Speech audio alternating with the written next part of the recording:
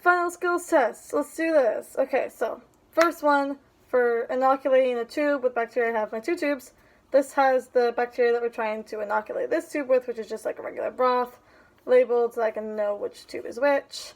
Of course, in actual lab, I would have my name, seat number, and what this tube contained on it, and then name, seat number, what this tube contained on it. So that I didn't know. And I'll do it on the tube, not on the cap, because caps get separated from tubes. My loop is going to be an Apple Pencil, and my Bunsen burner is my trusty, handy-dandy Wild Cherry Pepsi.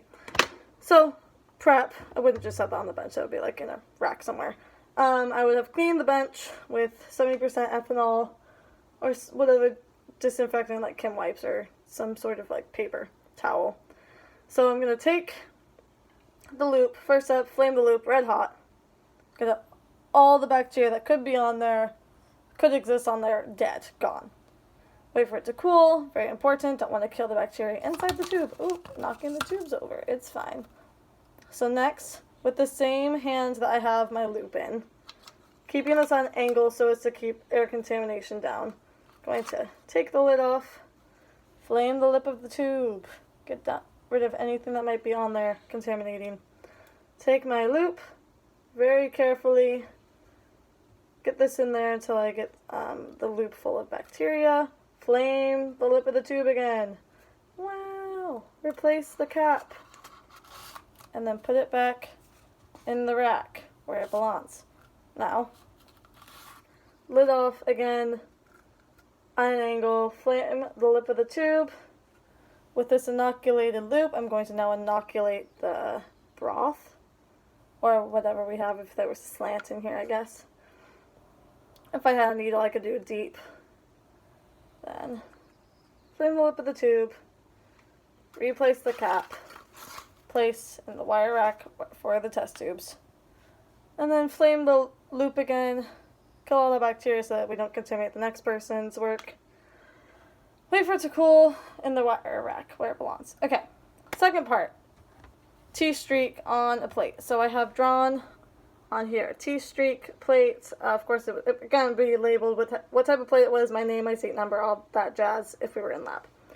I have my loop, Bunsen burner, so I'm gonna flame the loop again,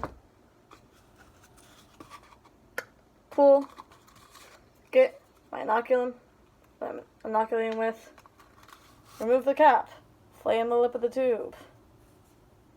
Now that this is cool, gonna get down in there, get a bunch of bacteria, flame the lip of the tube again, replace the cap, put it down.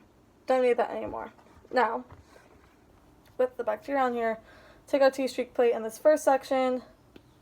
We're going to streak back and forth like so. Probably would do that a little neater, but the angle was a little weird. Flame the loop, because we don't want to get the bacteria again. We want to just spread the bacteria we already have. Flame the loop, red hot, wait for it to cool. You can put it on the agar to let it cool a little bit. Now, take it again. Second section, I would rotate this like 90 degrees. Like so. Ta-da! Flame the loop again. Very fun. We love flaming loops. It's fun. Wait for it to cool. Again, if you want to speed up this process, put it on a piece of the agar around the edge where you're not like trying to grow bacteria, because you can't grow them if you burn them. Sad days. Final section. Streak through section number 2. And then section number 3. And there's my T-streak. And flame the loop again. And then red hot, let it cool. And then you're done. And place the lid, store it upside down to dry. That's it.